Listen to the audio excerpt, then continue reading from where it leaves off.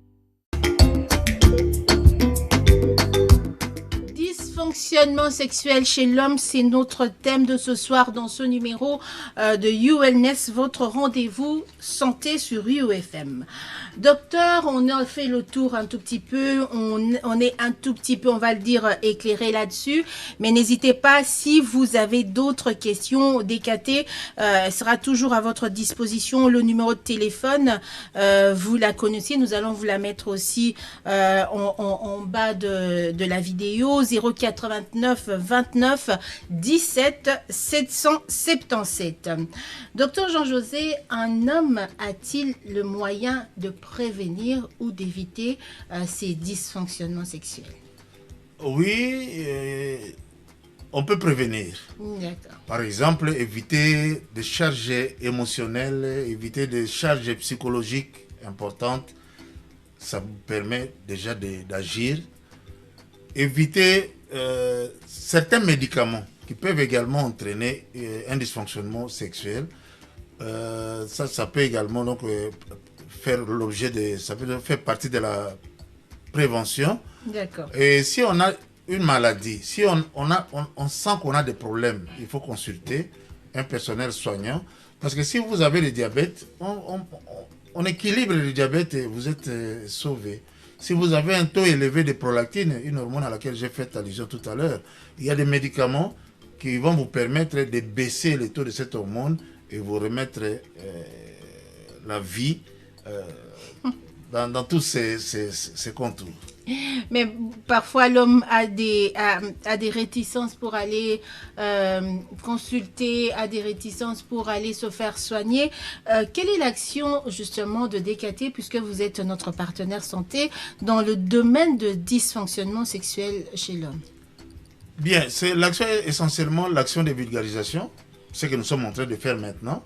Rendre les couples, c'est une histoire de couple, rendre les couples conscients que ces problèmes existent et il affecte un nombre assez important des hommes. Et nous demandons aux couples, lorsqu'ils se trouvent devant ce type de problème, qu'ils consultent un personnel de santé qui pourra aider les couples à retrouver une vie équilibrée, une vie harmonieuse. Ça, c'est à travers les médias. Mais il y a aussi des actions d'éducation au niveau des jeunes que DKT organise à travers sa branche appelée branche destinée aux jeunes de 15 à 25 ans qu'on appelle le Bongsalo Binayo.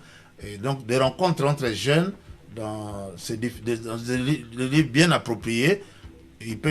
On peut également aborder cet aspect des choses de la vie. Parce que souvent les gens ne savent pas comment l'acte sexuel se passe. Et donc si vous parlez de l'acte, les gens peuvent être conscients des différentes étapes que cela connaît et comment prendre soin de soi pour que la vie conjugale soit menée convenablement. Docteur Jean-José, DKT à Kotaka, qui est normalement musika na ba fin fond pendant il y a RDC. Toyebi que bateau baza na accès au batanga baza ba intellectuel ba koki ko comprendre facilement makamutoki koloba mais bande ko na biso o bazwi chance wana te peut-être baza na kati ya babilanga misala maboko misika DKT abongiseli bango nini pona ko faire comprendre bango importance ya ko détecter ba dysfonctionnement sexuel wana ipa mobile. Bon, action qu'on a évoqué tout à l'heure à DKT, c'est le renforcement des capacités. Il y a des prestataires partout où DKT arrive. Et donc, quand nous parlons de renforcer les capacités des prestataires, toujours plus avoir une possibilité d'atteindre un plus grand nombre de bateaux.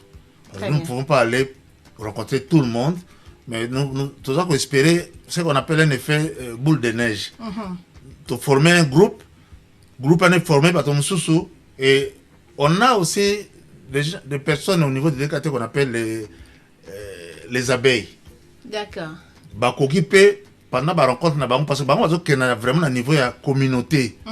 Donc bah abeille wana en dehors ya bah activité mingi bah salaka bah occupé ko tenir bah causerie morale. Il peut expliquer à la population la base. On a vraiment au niveau de la famille. oui, peut expliquer na membre wana ba kuta na bango. C'est qu'on attend pas trouble et fonction et une sexualité et ndengeni beaucoup de la solution. Très bien. Fidèles auditeurs, fidèles internautes, nous voici donc arrivés à la fin de ce numéro de ce soir qui tournait autour du dysfonctionnement sexuel chez la femme. Nous avons eu comme invité le docteur Jean-José Walombi, gynécologue aux cliniques universitaires de Kinshasa pour le compte de notre partenaire santé DKT. Merci à tous d'avoir été là, surtout d'avoir répondu présent. Vous avez posé des questions certainement puisque c'est un sujet qui vous intéresse. Docteur Jean-José, merci beaucoup d'avoir été avec nous une fois de plus, de nous avoir éclairés. Avez-vous un dernier message à passer aux auditeurs? Le dernier message serait sur l'existence réelle de ces problèmes de dysfonctionnement sexuel. La cause la plus fréquente, c'est un trouble au niveau psychologique, mais nous pouvons avoir également des causes organiques. Donc nous conseillons aux hommes qui ont ce type de problème de ne pas hésiter de se rendre dans un service médical pour consulter, parce que le service médical ou le personnel médical est en mesure de vous rendre la vie agréable. Merci beaucoup. C'est tout pour aujourd'hui, fidèles auditeurs internautes. Prochain rendez-vous pour ULNES vendredi 19h. D'ici là, bonne suite de programme sur UFM. Puisque votre bien-être est précieux et que votre vie a de la valeur, désormais, voici votre nouveau rendez-vous santé sur UFM, ULNES. ULNES, ce veut être un forum radiophonique d'échange autour des questions santé et bien-être. Tous les vendredis à 19h et dimanche à 13h, en rediffusion, Karine Moutali vous présente un sujet et notre partenaire santé DKT vous éclaire. ULNES, votre santé nous intéresse.